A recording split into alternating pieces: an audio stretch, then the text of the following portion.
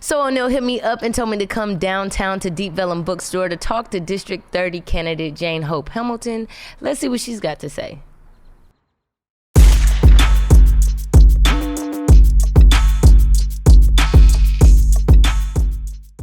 So if you don't know what's going on, District 30 for the first time in 14 terms is having 30 years. 30 years. Yes. It's for the first time EBJ's spot is open, and we got some new prospects in there. So and Jane, just tell us a little bit about yourself, man. Why you rep the 30, and just give us kind of a quick synopsis, a perspective of what you think needs to happen in this district. All right. So Congresswoman Eddie Bernice Johnson, she announced her retirement late November, mid-November, and that was a shock to a lot of people. It was. I mean, it's been 30 years. I mean, I'm just saying, people were surprised. All right. And I'll leave it at that. And I knew right away, one, because I'd worked in Congress, right? So when we talk about all the people, we had 9 people that jumped in this race. Mm-hmm. Yeah. And 9. That's a lot. I had no name ID, meaning I'd never been on a ballot before. I've never run for anything. This is your first race? This is my first Let's race. go. Okay, bet. And a lot of that really had to do with that I've been a staffer. So in 2000, I worked on my first campaign, and it wasn't because I really wanted to work on a campaign. Right. It was because I wanted to get in policy making. Because what I learned in school, in college, was that really we have 2 paths toward change in this country. We're either litigating or we're legislating. Absolutely. And really, if you're not in one of those What's lanes, the difference? Tell some people, what's the difference? Legislating and Right. Break it down. 7th grade history. Hey, listen, we can do that. Litigating, you're in a court of law. Right. That's Okay. where your judges and your police are. And that's right. Okay. And oftentimes it's people of color. When we in a court, it ain't because we want to be in court. Exactly. Okay. Exactly. Yeah. So that's challenging. Or we're legislating. There are some, if it's the Texas State House, right? These are your congressmen and your senators, people. Yes. Your If it's a governors. Texas State House, that is your governor. Right. That is your state senator. That is your Texas House of Representatives. But if it is Congress, we're talking about the federal level, right? So there's the state level and the federal, the city level, councilmen, state level, and then federal level. Absolutely. I am running for U.S. Congress, which is the federal level. Why am I running for Congress? That's a great Number question. 1, I'm home. Right. I'm home. Right. This is your spot. This is your set. Exactly. I live in Oak Cliff. My husband and I were raising our 2 young children, and I'm invested. I've given North Texas a lot. My entire adult career has been, not as much of a career or a profession as it has been a passion. Right. So I did my first campaign in 2000 because I wanted to work in policy. So I met someone on the campaign trail, and they were like, call up Helen Giddings. And I called her. That's how I got up my first policy job. And the rest has been history. Okay. Well, you know what? I'm glad you said that you're from Oak Cliff, right? So I'm actually not from Oak Cliff. You live in Oak Cliff. No, absolutely. I live in Oak Cliff. How long have you been living in Oak Cliff? I've been living in Oak Cliff now for almost 5 years. And before then, I lived in, we call it the Cedars, but it's, it's right off of downtown. Right. Oh, If y'all are watching and y'all are not in Texas, Oak Cliff it used to be we're going to call it an urban area.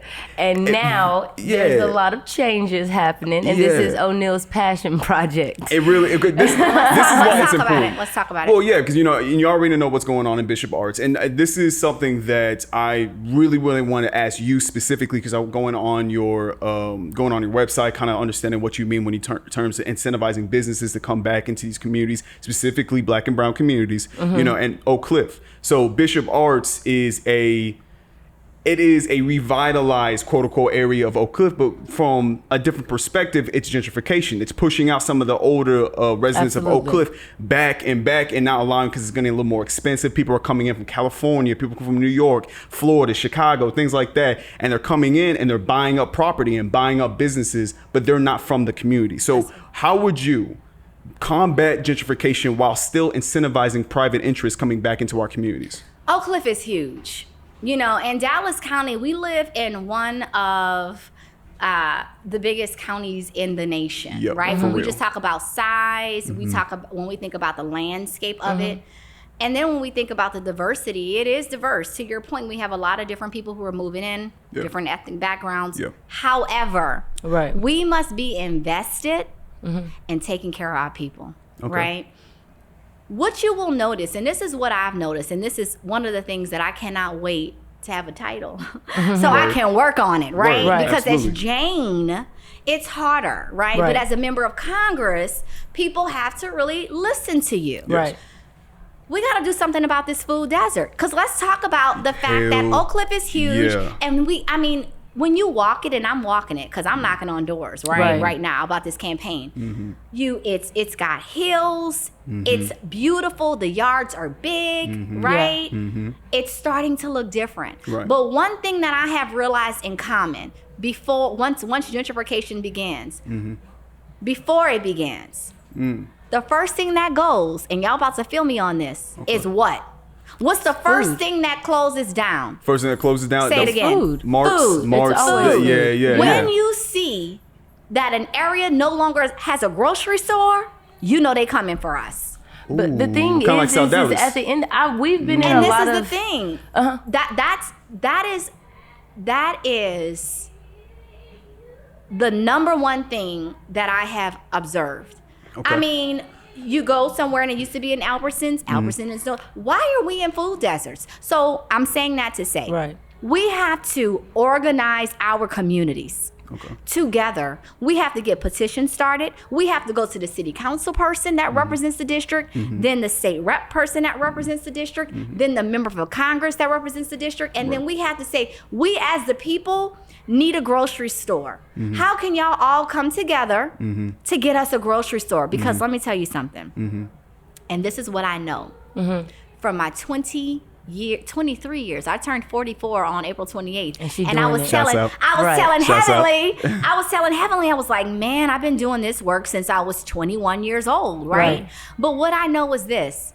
If our elected officials actually align on something like that, I guarantee you we get a grocery store. Yeah, I mean, you've had this conversation before because who we were talking about, who we have in common, Roderick, he used to work with EBJ, and one of the things that we deal with in Dallas is we're not a port city.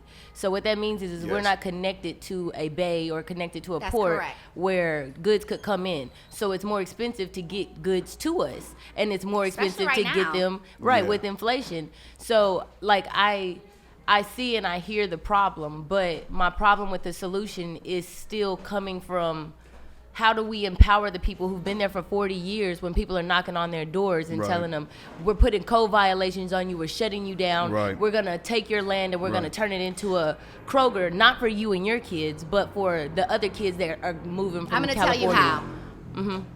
And I say this all the time. Y'all know Dominique Alexander? He and I work a lot together. A lot of people don't know that. He calls me for different things. It's like, look, we're trying to get this. Will you be at his event on the 7th? I think so. Okay. we can look into Heavenly, it. Right. I know your schedule be scheduling, bro. I know. Going on. We got to get him out there. Absolutely. But one of the things that we do is that it's also about what we say, from protest to policy. Absolutely. I'm go back to organizing, right? It's kind of like the thought process of unions. And why they say unions are important is because they have something called collective bargaining, meaning this. You are stronger when you have more people with you, right? Absolutely. The sum of the parts. I call it angry bird effect. Right. You run back together, you go forward together. I like that. It's the angry bird effect. It's the angry bird effect. Right. And we need that. We not only need it in the streets, but we need it on paper. Right. We've got to get to the point, and I have a 501c3. It's called the Barbara Jordan Leadership Institute. Right. That's what we do. When we have a community that comes and they say, we've been having this hole in this sidewalk forever, we work with them behind the scenes to get a letter drafted. Right. Then somebody got to go and get that letter signed. And let me tell you why that works. Yeah. Because when you are an elected official, what do you want to do? Stay. Say it again, Brooklyn. You want to stay elected. and so the voters have come together Right. on a letter asking you to do something, and it's not just the old lady, Miss Brown. Hey, it's not I'm one calling person. again. Okay, well, we're gonna get back to you, Absolutely. and they never call. When you have numbers Absolutely. on paper and you're requesting something of your elected official, I guarantee you this. It's gonna get done. So you think that what's not happening right now, for instance, going back to that example in Bishop Arts, that's collective understanding from the community of kind of having that ownership and then voicing your concerns to city. That's not happening right now. But also, she said the state alliance with one common goal, all the way to the federal level. A collective vision. I think it's both things. What I'm saying is that after we march and after we use our voices, right, we got to organize. And we have to say who's going to draft this letter, who's going to get people to sign this letter, and then how do we get it to the person we know we need to get it to, right? Do we organize ourselves as a group? Yeah. Do you want to call yourself something? Right. That's what we're talking about. And that's the next level of where we have to go. And let me tell you the irony about that. What they tell us all the time is if you don't know your history, it repeats itself. We need to know our history. Our people in this country are the most resilient. Look at where we are. Absolutely. Look at how far we have come and how far we have to go. But what we learned from them is this. After they marched, they organized. They did. Absolutely. Right? That's In how the second part, we gotta get back to it. And it's y'all turn. It's the young folks' turn. Civil Rights Act 64, 65, and 67, y'all, that happened because we organized, like you said, but after the organization, we came together. Okay, so what are we doing? We're going to be drafting up these laws. What's the plan? I mean, think about it. Thurgood Marshall. Yeah. He started, that was NAACP. They were sitting around the table, getting it on paper. Absolutely. Well, speaking of civil rights, I really want to get into our next point because like we started off saying, we are out here, and I hadn't until recently met Jasmine Crockett until we were out protesting, but with you, I've met you a few times. And so my question really is as Black people and people of color and minorities, I have a problem personally with the fact that city officials work for us and we are scared of them. And we had an encounter recently, literally 2 days. We're walking down the street in front of the Dallas police station, literally a block space, and we take off running because we see a Black man get thrown on the ground, 2 police officers, guns on his back, and within 5 minutes there are 7 police officers around us. And at no point the assailant had a knife. At no point was I scared of him. Was O'Neal scared of him? We were afraid for his life. Correct. And us stepping in at that point wasn't because we were it was because we felt like we had to protect a citizen. Absolutely. A few days before that, we were at a protest. A man walked up during the women's rights protest, and again, it was a situation. He seemed like an aggressor. He was kind of getting a little bit aggressive. And it's probably mental health. It was. Just like what we said out there. Immediately everyone swarmed this man, and there were more people swarming to protect him from the police than to protect him, because what we watched happen with Kyle Rittenhouse is vigilante justice being okay and being accepted by police. But we as Black and brown people know that we don't have that privilege. The same rules don't apply. So how do we protect ourselves and our communities and hold our city officials accountable when our money that we're asking to defund the police with is being used to send 7 police cars 1 block down the street to arrest 1 man with 12 guns in front of us? Well, let me say this. When I tell y'all I've been doing this for 23 years. And I want to commend you because I've seen you. For sure. I've seen you. And that's something that he said too. We've seen you. Like, first of all, this shit is hard. Hell yeah. Facts. That's just like on everything, you know? And it's when you've been doing this and you're a young person, it's even harder because you're isolated. Yeah. And that's why I'm starting with the beginning of that. This is not a quick fix. Like, people who are in it, you got to understand it's incremental. Right. And I know we feel like, why is it incremental? Yeah. When we're in 2022, we But want it feel now. like it. We want what we want now. But this is the thing. We've been waiting. We have to fight. We have to protest in the streets. We got to fight in the courts. And we have to be ready for the halls of power. I've been in all 3 of those lanes. But what if we don't make it there because the police are gunning us down on the street? Guess what? We are there. Let me tell you why. We don't hear about it. But you know this, we got people out here fighting every day. Absolutely. The problem is we're not necessarily connected. And I'll give you an example of that. I agree. At the end of 2009, I went to Valet Park. I wasn't feeling well. I was going in. It was probably like 9 something. I lived in the Cedars. Right. And I wanted to stop. And at the place they had, I think it was Ravina Pizza or something that was right across from it at the time. So I get out the car. Like I'm about to get out the car. I'm opening up my thing to give the guy my keys. He said, oh, we're not valeting. But they were valeting. They were valeting in front of me and behind me. I said, oh, but you are. He's like, well, we're not valeting you. And I said, this is my neighborhood. Right. And I'm about to pull over my car. He said, well, I'm going to call the police. I said, call them. Right. Yeah. They work for me too. Because at the time, like, I knew a lot of those police who were downtown because that's my neighborhood, right? Right. So I see this guy come up to the car and he has on a different uniform and I'm thinking like, okay. Then I say, hey, listen, I'm trying to run in and get some pizza. I'm not thinking anything of it, y'all, okay? Because I wasn't the one scared of the police, right? Yeah. So he comes over and immediately he's like, you need to move. And I'm like, you know what? This is my neighborhood. Yeah.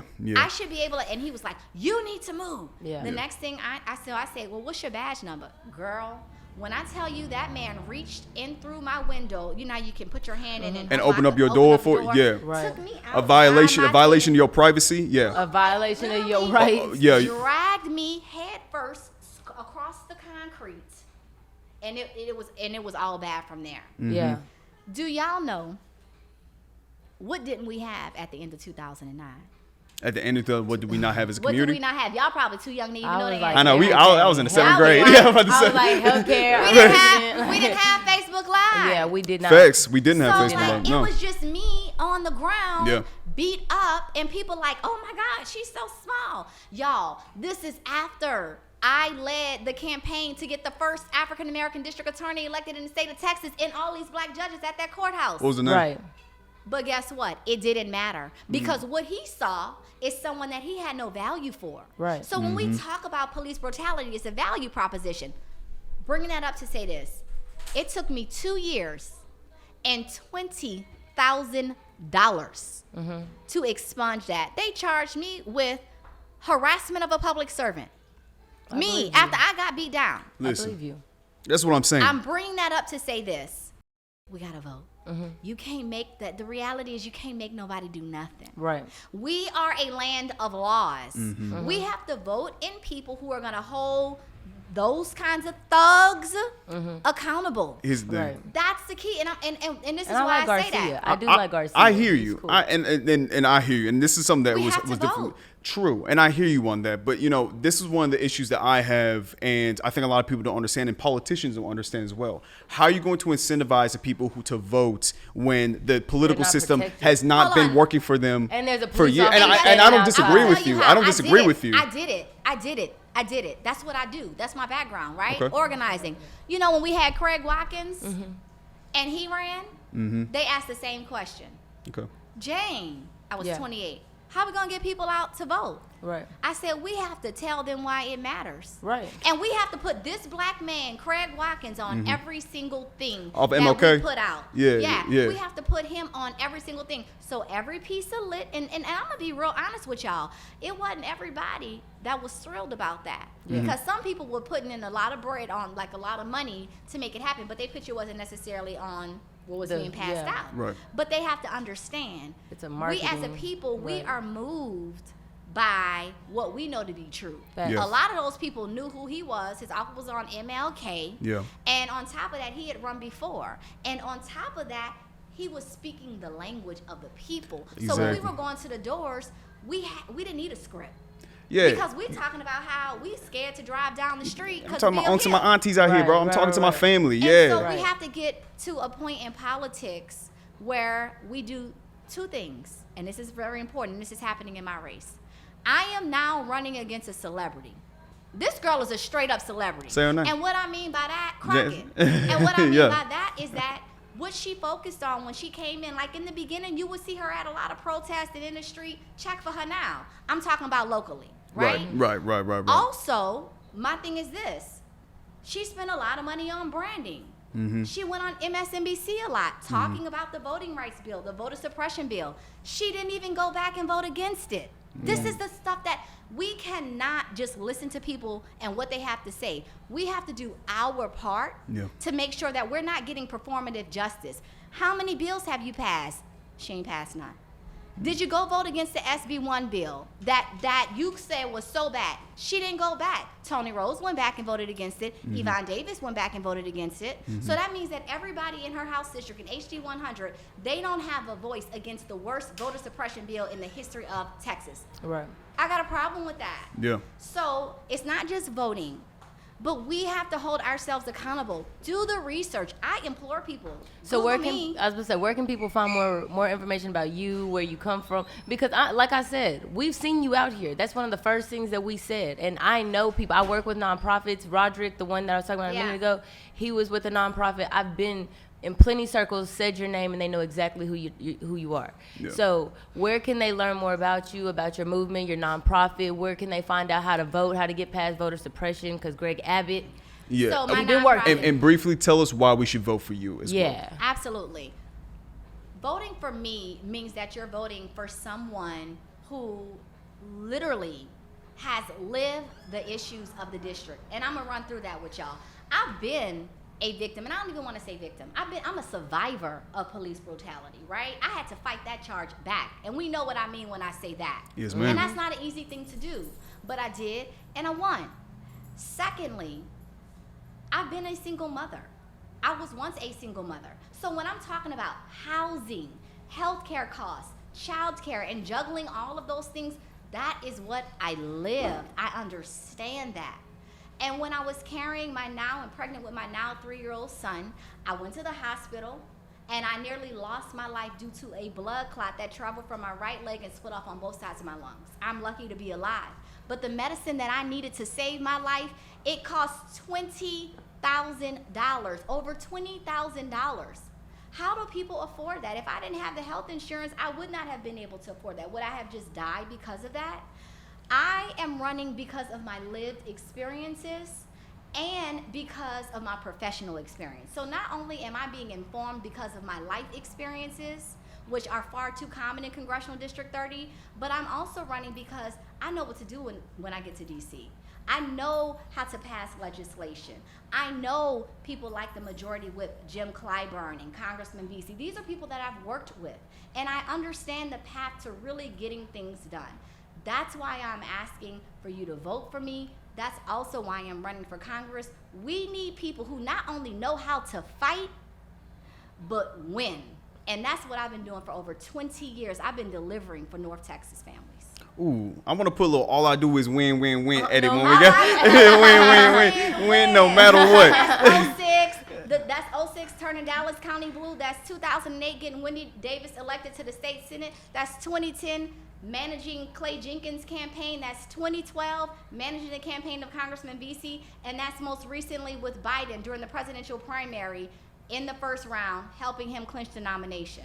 Awesome, man. Absolutely. I appreciate y'all so much, man. This is Jane Thank Hamilton, you. y'all. Man, this is dope. I appreciate you coming with us, man. We don't have enough time, but one day we're going to get back What- into the We life. are soon, because I gonna do really it. want our community to know and Yes, understand. yes. And it's more than voting. It's more than that. Yes. When you get in there, you have to be smart enough Yes.